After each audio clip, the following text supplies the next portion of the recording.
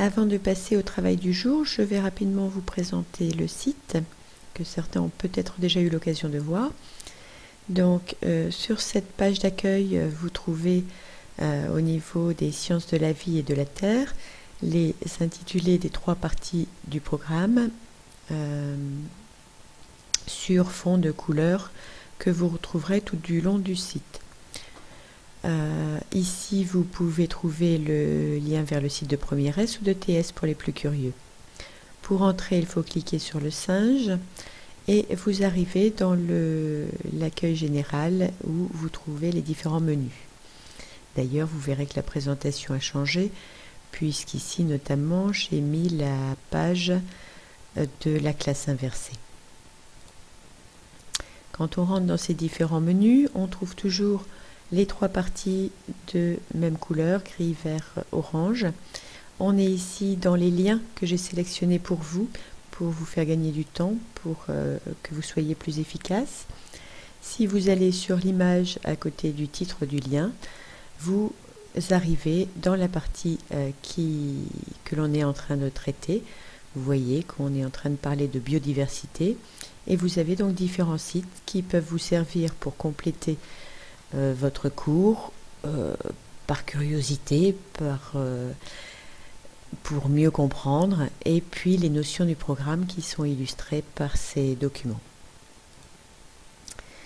Pour les mots-clés, c'est-à-dire les termes importants que vous avez à définir dans votre cahier de vocabulaire, vous avez une partie qui est classée de la même façon suivant les parties du cours, et donc si vous cliquez sur la terre, vous arrivez sur des définitions.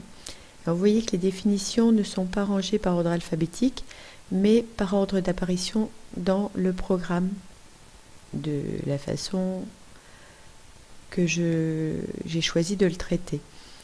Donc comète sera traité avant activité interne, etc. Donc c'est plus facile pour vous que si c'était par ordre alphabétique. Il suffit de voir le mot auquel on est arrivé jusqu'à présent. Ensuite, on revient au cours. Et donc, vous aviez noté la semaine dernière la définition de l'écosystème. Vous allez pouvoir y ajouter pour le TP2 que même à l'échelle locale, dans un milieu fortement urbanisé, on observe une grande diversité d'êtres vivants et de milieux. Même à l'échelle locale, dans un milieu fortement urbanisé, on observe une grande diversité d'êtres vivants et de milieux, êtres vivants, c'est-à-dire de biocénose, et de milieux, c'est-à-dire de biotopes. C'est ce que nous a montré la sortie dans la cour.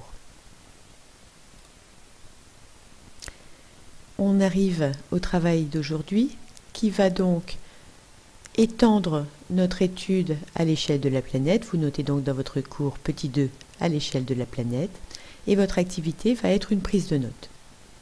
Une prise de notes à votre rythme, puisque vous pourrez gérer la lecture de ce diaporama au rythme que vous souhaitez.